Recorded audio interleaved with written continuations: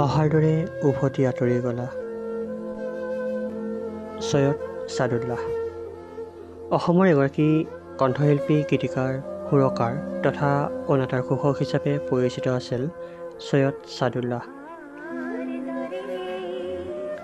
1948 চনৰ 1 ফেব্ৰুৱাৰীত ডিব্ৰুগড় জিলাত তেওঁ জন্মগ্ৰহণ কৰে। তেওঁ আকাশবাণী ডিব্ৰুগড় কেন্দ্ৰৰ এগৰাকী ঘোষক হিচাপে পৰিচিত আছিল। অল ইণ্ডিয়া ৰেডিঅ' ডিব্ৰুগড়ৰ প্ৰথম বাতৰি পাঠক আৰু দূৰদৰ্শন নেশ্যনেল জিঅ'গ্ৰাফিক আৰু ডিস্কভাৰী চেনেলত 100ৰো অধিক তথ্যচিত্ৰৰ ঘোষক হিচাপে তেখেতে কাম কৰি আহিছিল। তেওঁ অল ইণ্ডিয়া ৰেডিঅ'ৰ এগৰাকী গীতিকাৰ, প্ৰখ্যাত সংগীত ব্যৱস্থাপক, গীটাৰিষ্ট আৰু নাট্যকাৰ।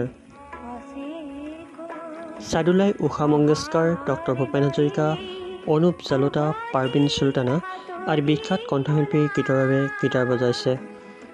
আকাশবাণী ডিব্ৰুগড়ৰ পৰা 40তকৈও অধিক তথ্যচিত্ৰ সম্প্ৰচাৰ কৰাৰ লগতে কেইবাখনো বঁটা বিজয়ী অনাতাঁৰ নাটক আৰু ধাৰাবাহিকৰ বাবে গল্প ৰচনা কৰিছে। আলোক ফুল বিচাৰি, দেৱতা, গান্ধী, বিচৰ আৰু উৰুষা ইত্যাদি তথ্যচিত্ৰৰ বাবে ৰাষ্ট্ৰীয় আৰু ৰাজ্যিক বঁটাৰে সন্মানিত হয়। 1976 চনৰ পৰা দীৰ্ঘদিন ধৰি ডিব্ৰুগড় ৰেডিঅ'ৰ পৰা সম্প্ৰচাৰিত বৰ্ণালী আৰু দাস-পখিলী অনুষ্ঠানৰ বাবে তেওঁ শ্ৰোতা আৰু ৰাইজৰ পৰা উচ্চ প্ৰশংসা লাভ কৰিছিল।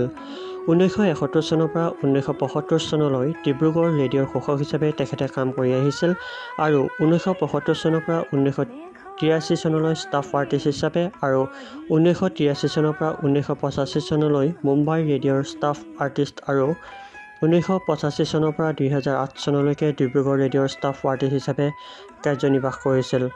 আৰু আজি তেখেত আমাৰ মাজত কায়িকভাৱে নাই, তেখেত আমাৰ মাজৰ পৰা আঁতৰি গ'ল। আমি আৰু কিমান হেৰুৱাম? সেই কণ্ঠ অনিৰুদ্ধ, সেই কণ্ঠ অপৰাজেয়।